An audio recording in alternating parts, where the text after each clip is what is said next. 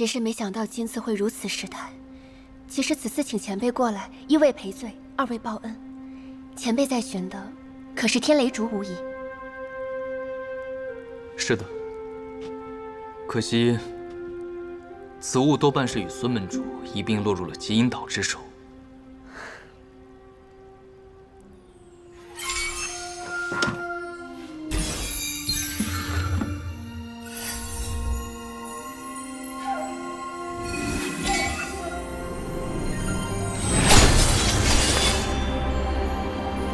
此物就是天雷烛了。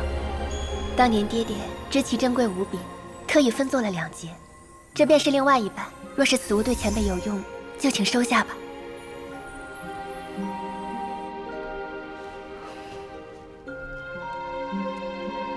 韩前辈，谢导一役，子菱确实没有算到会是这般结果。我自以为的万全之策和种种后手，在绝对实力面前不值一提。